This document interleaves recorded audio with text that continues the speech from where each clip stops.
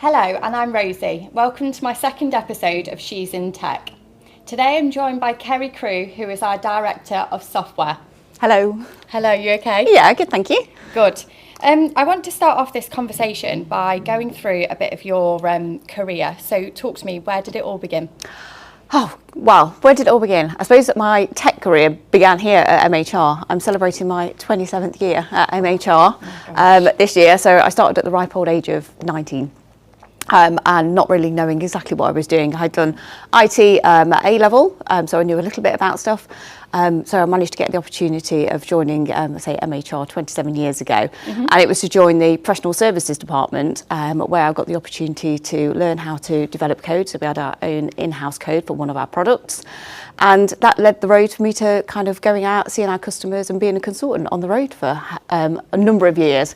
So it was kind of like hit the ground running and see where we went with it. And it's kind of progressed throughout the years, doing lots of different roles within MHR. And that was the best thing about it, really, is like I've not felt I've had to leave anywhere because I've had so many different opportunities. So I've been in professional services, consulting, I say travelling the length and breadth of the country at sort of a 20-year-old. Which was very scary at the time. Sat-nav didn't exist. Learning how to navigate my way around the whole of the country, using AA maps and those things. Progressing through then into various different kind of departments, going into managed services, helping with implementations, leading a team there. So that was my first managerial experiences. And yeah, eventually kind of evolving into more of the tech and the engineering side and working in the product teams and leading my way up to here, really. So it's been a plotted career, really. Amazing. Lots of things. If I reflect back on when you first entered into the tech space then, how have things changed since then? And what would you say have been the biggest difference?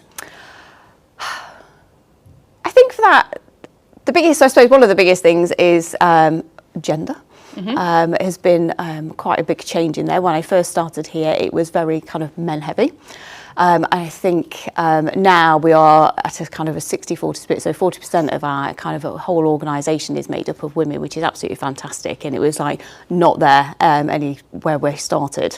So that's been kind of a big change from a tech point of view. And just to add on to that, that's above industry standards, which is amazing and something that MHR should definitely celebrate. So. Oh, well, yeah, definitely. And it's something that I think we are kind of like positively sort of like trying to uplift all of our women within MHR as well.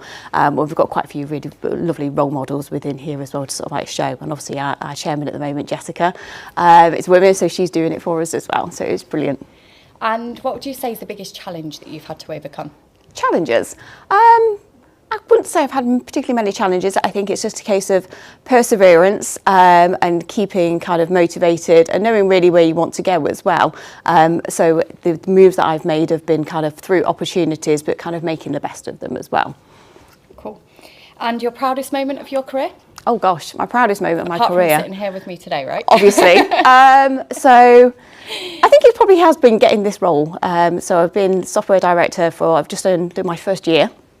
And that was a really sort of like a great opportunity for me, but sort of like the fact that where I've come from, and it's kind of, I think I've grown throughout the whole business. So I've kind of like my adultness has been through MHR, and it's allowed me to grow, share lots of different experiences, and being able to kind of accumulate all of that up into being a software director. I'm not a technical background particularly with regards to, I don't know how to code everything or anything now, not something that I want to do, but it's more about sort of like how all of my other experiences within all of those departments and being customer focused is something that's really helped and is the thing that drives me forward to be the best in my role that I'm doing. It's sort of like having that empathy and our understanding for our customers, and that's actually making us deliver the right software for the right reasons. Along your journey, not only just here at MHR, you inspire so many people, and I'm sure we'll have so many viewers watching us today who are also going to be inspired by you. So what advice would you give to them wanting a career like yours? I would say don't discount anything. So don't be tunnel visioned, just go and try everything and anything really, because that will kind of get you going where you need to be. Obviously, when I was 19 years old, this was a software company doing HR and payroll software. It's not really what I was sort of like, I don't know if that's something that I really wanted to do, payroll, I have no idea. But let's go for it and see what happens. And I say 27 years later. But in the midst of doing all of this, I got my CIPP qualification, so I am payroll certified, but never thought that when I was 19 years old that would be something that would actually interest me. So don't say no to anything, I would say, and always just, seize the day. Seize the day. It's Seize terrible, that isn't moment. No, I love it. And still focusing on the tech side of things, what skills do you think someone would need to have to thrive in an environment like this? It's great to have sort of like a bit of a tech background now, but to be honest, everybody is tech savvy now. Everybody kind of like knows it, and the way that the tech is moving at the minute, it's more intuitive. You don't have to be completely technically background to be able to use tech. So I think it's not just having tech, it's understanding how people use it. So it's not getting into the nitty-gritty things. Yes, there are careers out there for that, but you don't need to be.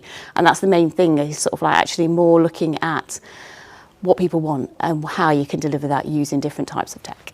Amazing. And as a final last question, I ask this to everybody that have the pleasure of interviewing. What advice would you give to a woman who's going to be entering into the tech market or thinking about entering into the tech market? I don't know. What advice would you give? Good one, right? I would say just don't even think the fact that you're a woman. I think it's just sort of like, you are just a person.